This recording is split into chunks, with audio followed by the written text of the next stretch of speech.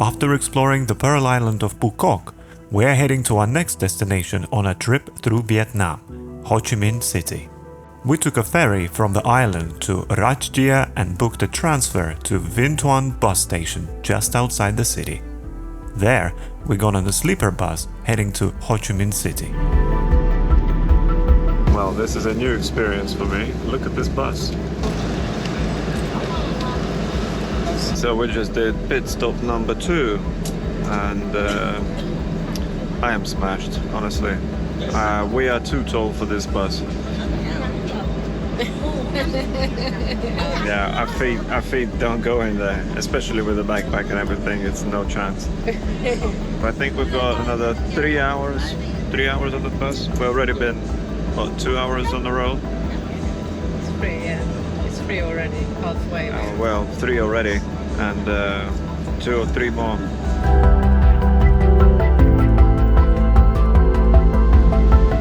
Welcome to Saigon.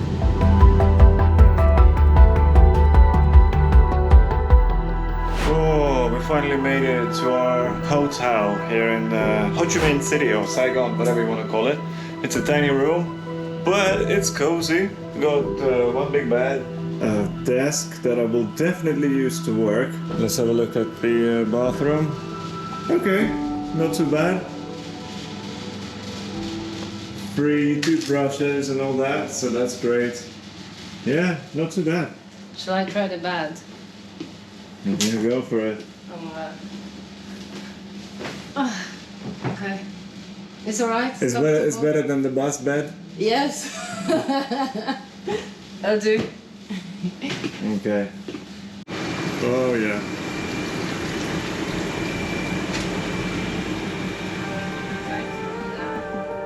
Situated in the southeast of the country, with a population of around 9.3 million people in 2023, Ho Chi Minh City, also known as Saigon, is the most populous city in Vietnam.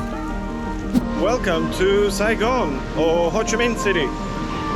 Today we are just going to walk around the city, do a little loop and check out a few places. We arrived yesterday evening and it was pouring down, so we couldn't do much. So we're gonna try to make the most of today and check it out. Join us. Saigon was the capital of French Indochina from 1887 to 1902, and again from 1945 until its cessation in 1954.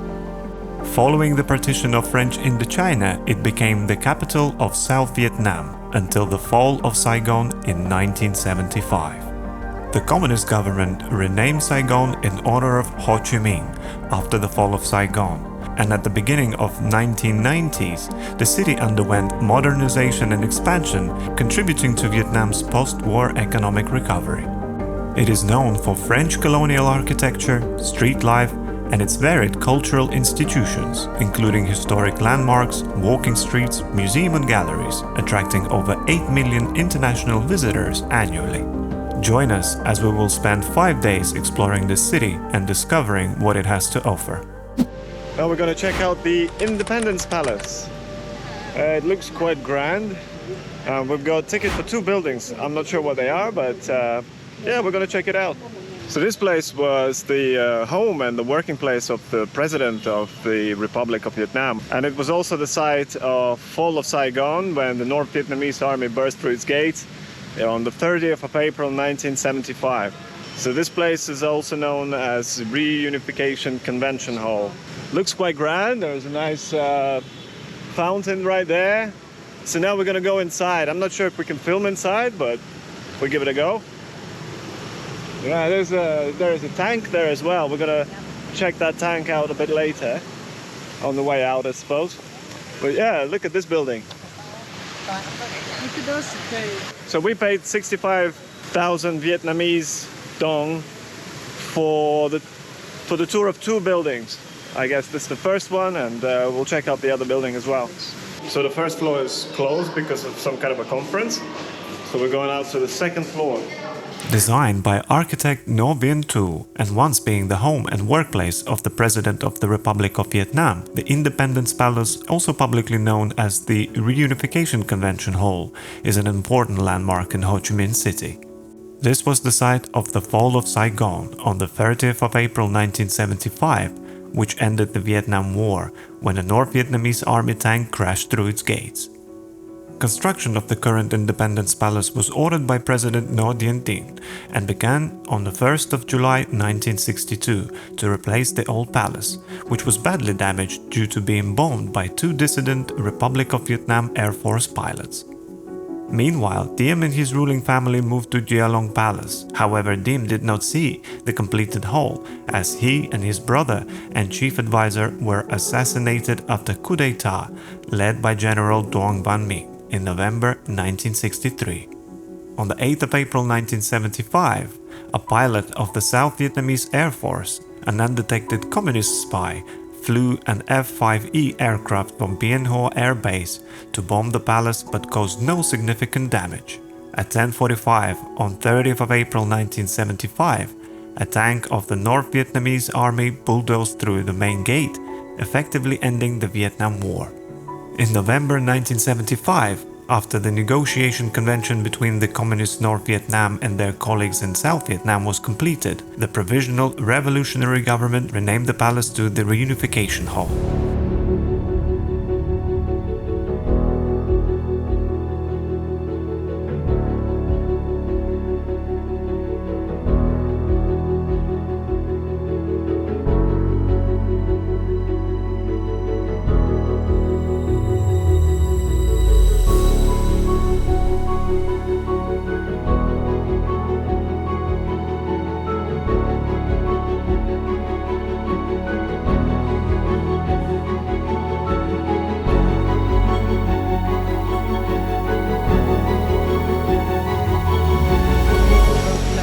So that was the Independence Palace.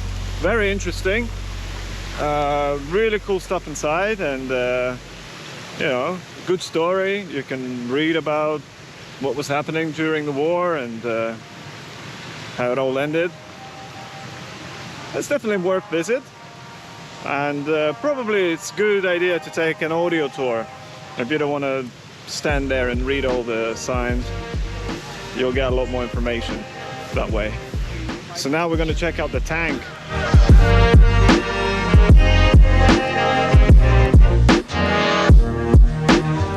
Next we're going to go to Notre Dame Cathedral, and we're going to go through the park to get there, which is the park, I think it's called 3004, to commemorate the date. And yeah, quite interesting to see this Notre Dame Cathedral. Established by French colonists who initially named it the Church of Saigon, the cathedral was constructed between 1863 and 1880. The name Notre Dame Cathedral has been used since 1959, but the official name is Cathedral Basilica of Our Lady of the Immaculate Conception. So the Notre Dame Cathedral is unfortunately all boarded up. As you can see, some restoration going on, so it's not a pretty sight from outside. There's the Grand Post Office. Gonna go and see. It's a 19th century post office. Okay, so we're going to go and see the post office instead. Built between 1886 and 1891, the ground post office was constructed when Vietnam was part of French Indochina in the late 19th century, exhibiting Gothic, Renaissance and French influences. It was designed by Alfred Foulou, but often erroneously credited as being the work of Gustave Eiffel, or a collaboration between Foulou and Hanoi-based Auguste Henri Vildu.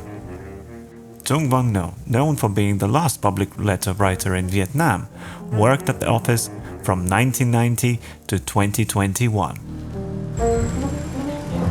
So here we are in the City Book Street, which is quite popular with tourists as well as locals. You can find both Vietnamese and expat bookstores, and as well as you see nice coffee shops. So it's a good pit stop to stop for a drink and chill.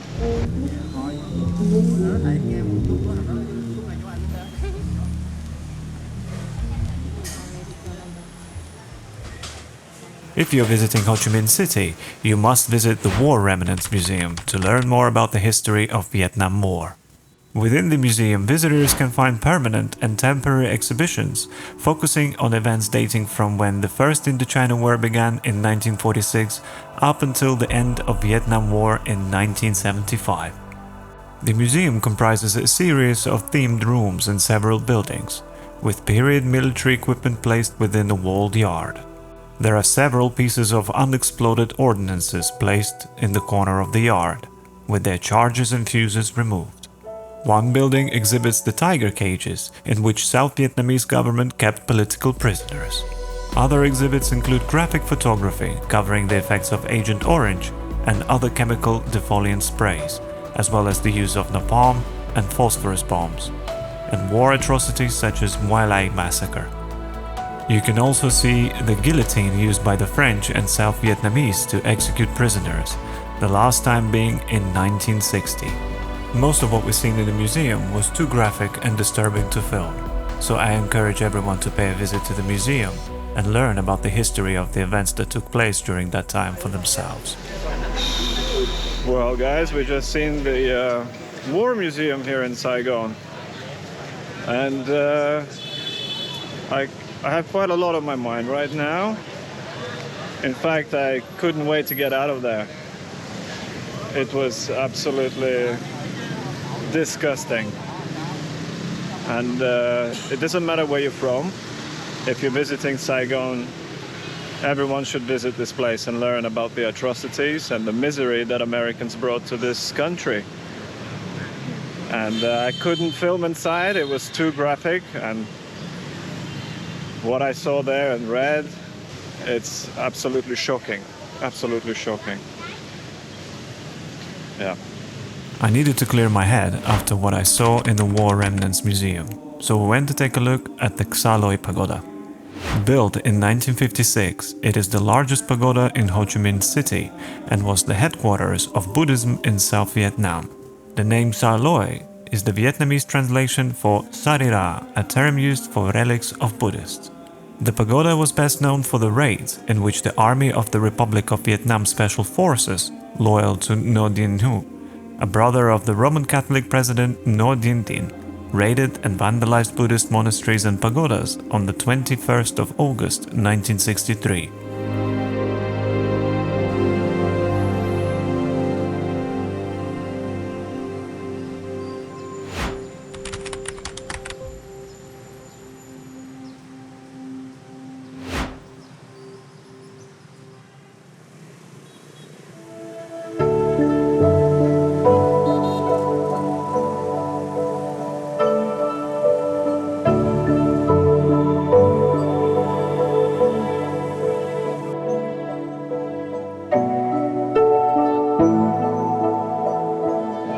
So we're in front of the People's Committee building, and unfortunately it's not open to the public, and it's like a city hall.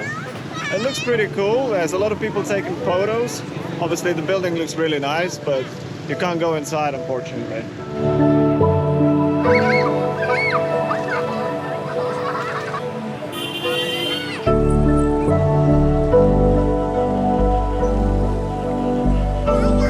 Just opposite the People's Committee House, there is a walking street with a nice little park and this fountain, and it looks pretty nice. There's a lot of people here taking pictures and just promenading. It looks pretty cool. It reminds me a little bit of the singing fountain in Budapest on Margaret Island.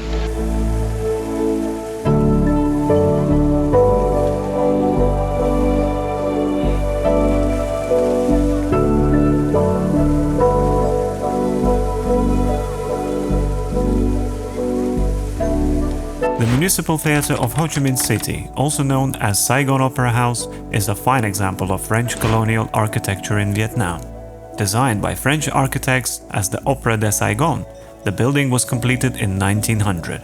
The building was used for various purposes throughout its history. But after the reunification of Vietnam, in 1976 the building was restored to its original function as a theatre. In 1998, the theatre facade was restored, for the 300th anniversary of the founding of Saigon. This is a pretty fancy area. I think all the 5-star hotels are located here. There's quite a few around, and they look grand. Obviously way outside of our budget, but if we were filthy rich, we'd probably stay here.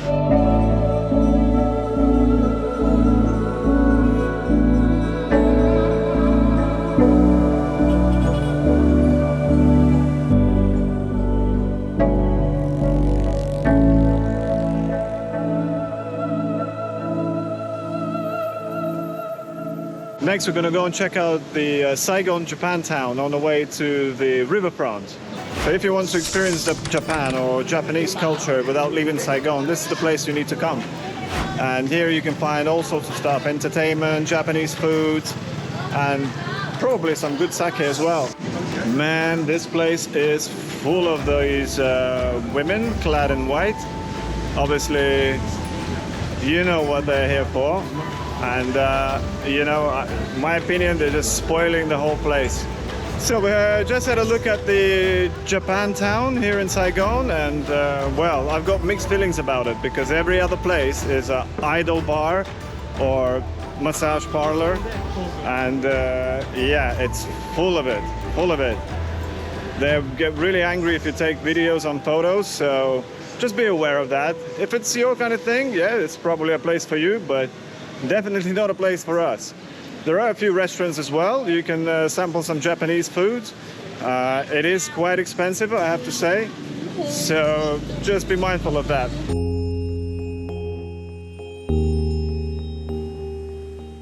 After exploring Japantown, we went for a stroll by the Song Saigon riverfront, enjoying the nighttime views of this beautiful city.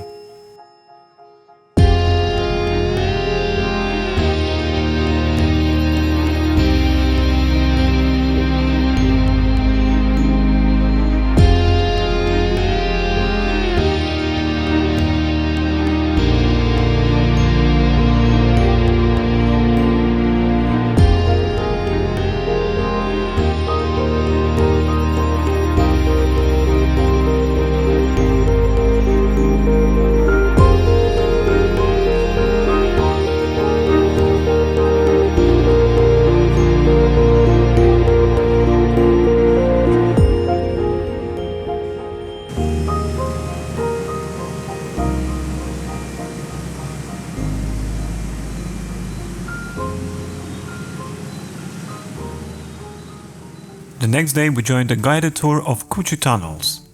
On the way we made a stop at the Traditional Crafts Workshop, where we learned about how eggshell paintings are created.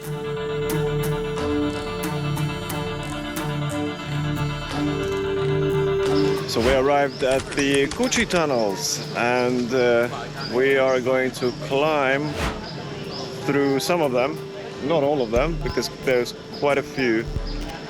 You looking forward? Yes, he said it'll be 100 meters, pretty narrow.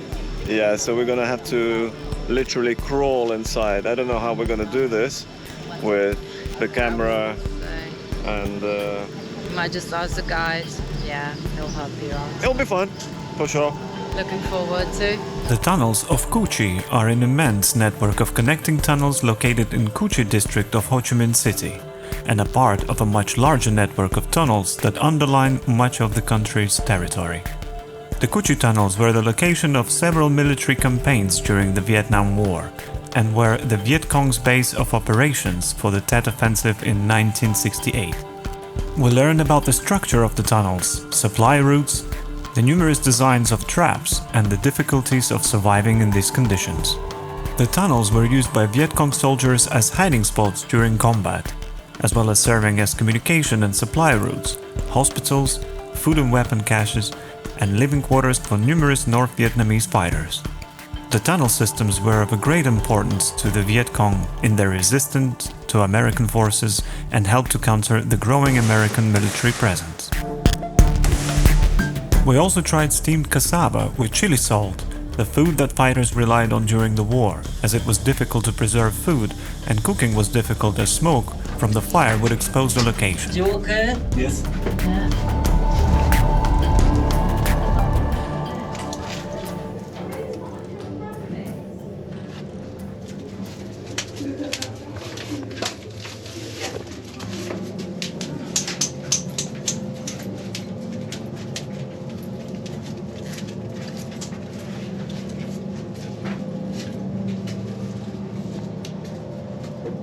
Did you want to go 100 meters, sir? Yeah.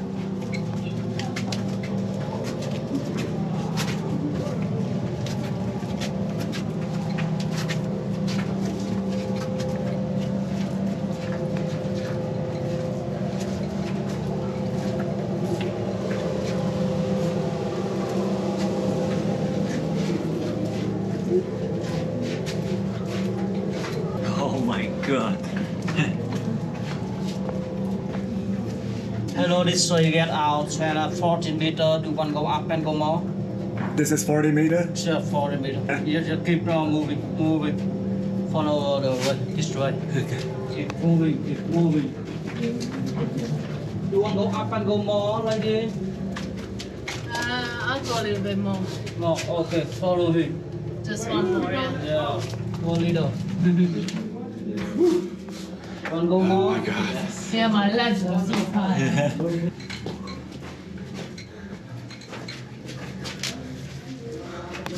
I think I go up Yeah, okay. and like this.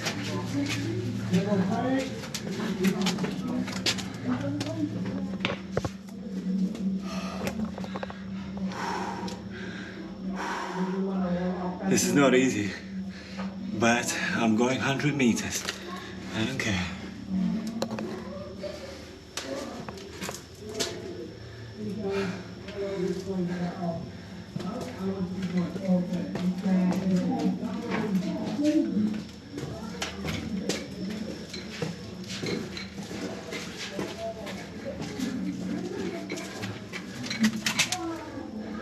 Wow, this is tight.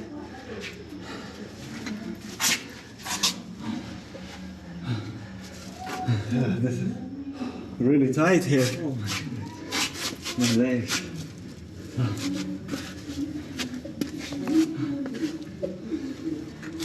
Okay.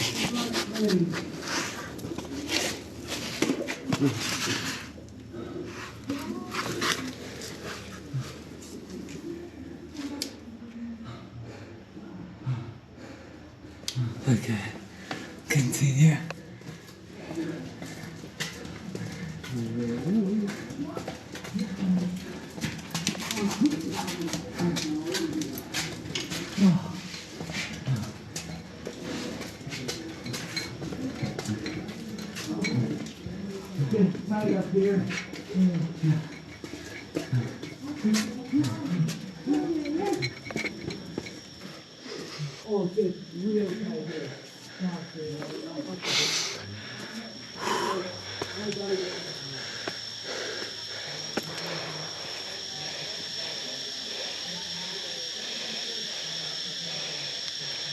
Oh my God.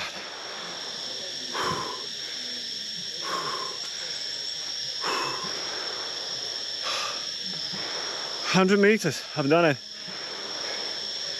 Oh my God, it is very difficult.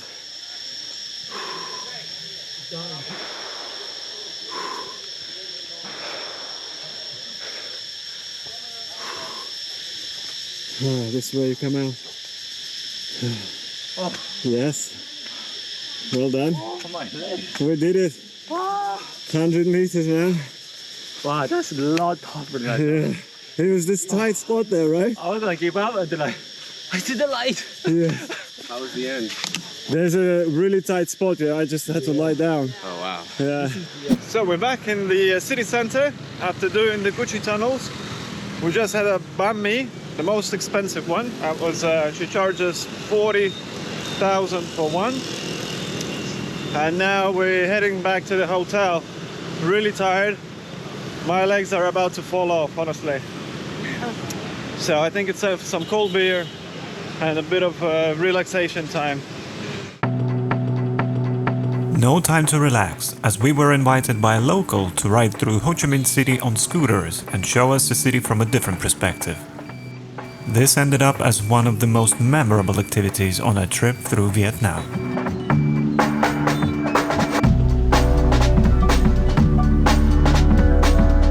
Wow, this traffic is crazy!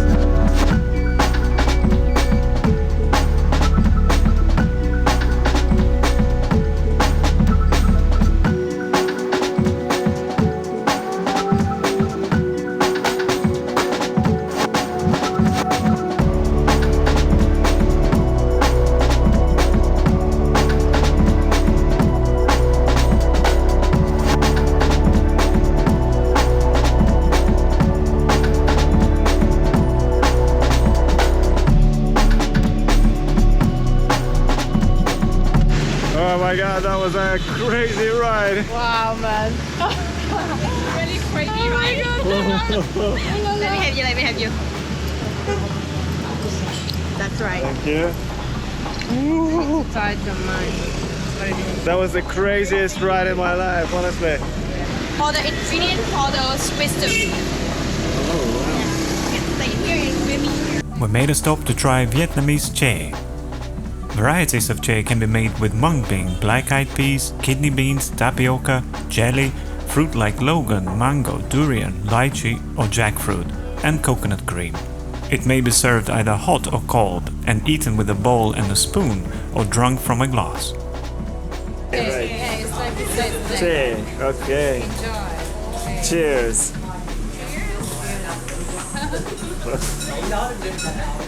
So we just tried that drink. It was really good.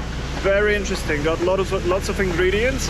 I've never tried anything like that. So now we're going to the next stop, and that's a mystery to me. So let's go and check it out.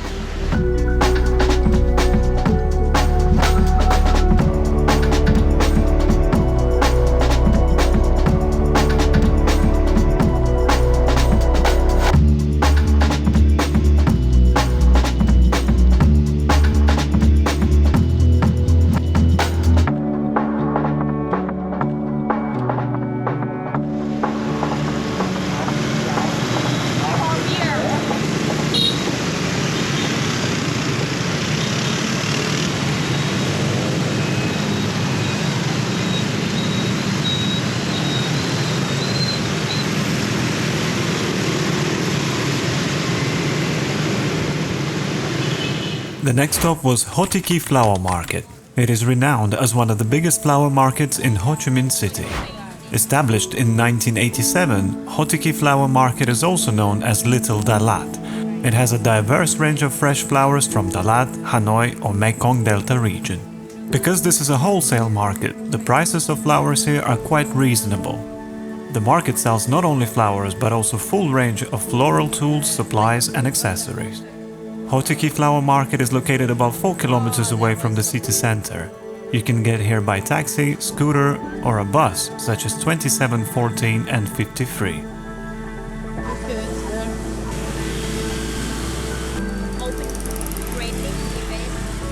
Beautiful flowers are not the only reason to visit this market. Here you have an opportunity to try delicious food from around 100 street food vendors and stalls.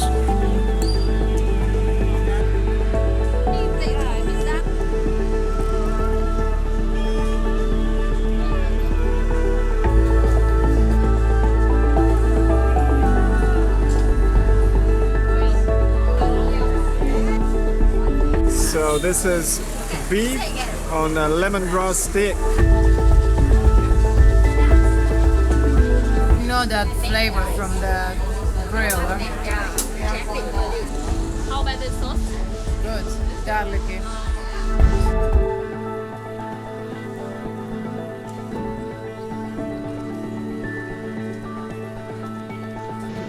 After tasting all that delicious food, it was time to head back to our hotel.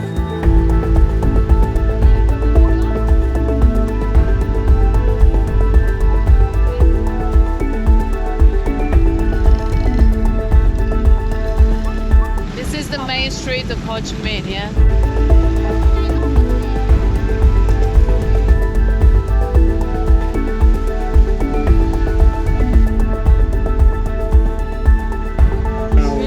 Thank you so much. Okay. Really appreciate it. Okay. If you have anything to like, you need any information, you can ask me right away. Absolutely. I will send my WhatsApp or you can use Yeah. the Facebook and Facebook contact message. me. And Yeah. WhatsApp as well. Thank you so those much. places you told me. Okay. Yeah, the okay, I will noodles. send some like please. address for you to if you like want to go and eat something, even in the center of Vietnam or in the Thank north you. Vietnam. Thank you so much. you so Be much. safe. Be safe. Thank you. Thank you. Okay. Really Thank appreciate you. it. Enjoy here. Come here. Okay. Thank you. Thank you so much. Thank you. Thank you. Bye, guys. Thank you. Thank you. Take care. Thank you. Be safe. Okay. Bye. Thanks, bye. We had one more thing on our to-do list, and that was the Saigon Sky Deck. Standing at 262 meters tall, Bitexco Financial Tower is inspired by the lotus, Vietnam's national flower. Saigon Skydeck is located on the 49th floor and offers stunning 360-degree views of the city. This is undoubtedly the best place to view the city skyline from a bird's-eye view, especially at night. Our time in Ho Chi Minh City was coming to an end, and what could be better to end it with a view like this?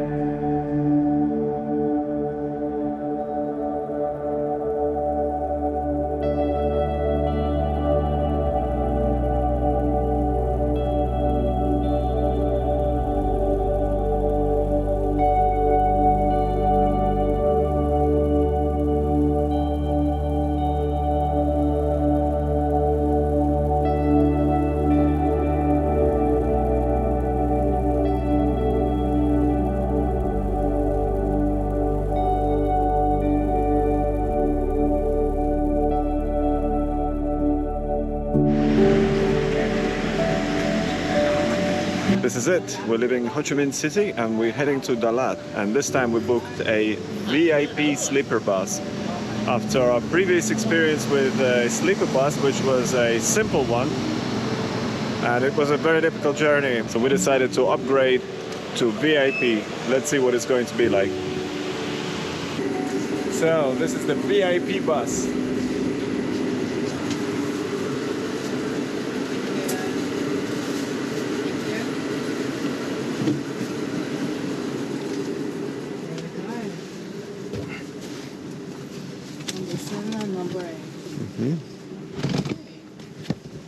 Excited? Yay, I'm excited. Okay, let's get in. Nice and white. Yay. This is actually pretty cool. Yeah, it's better than the previous No, bus this experience. is not better. This is amazing. This is the VIP treatment. And let's see all this, sweetie. Okay.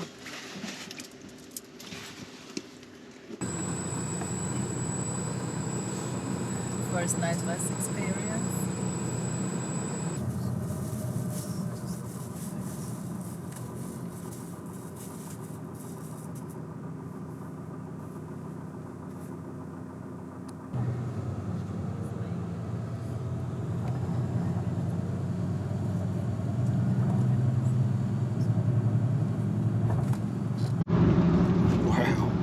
Well, welcome to our VIP bus experience. It's an overnight bus to Dalat, and I have to say this is much better. Oof, can't even compare to the previous bus experience, so yeah, very pleased with it. This is our little bedroom. Extremely spacious. I'm loving it. I think I'm ready to sleep. I just forgot my PJs. But all good. Very happy. And we'll update you in the morning. How was it?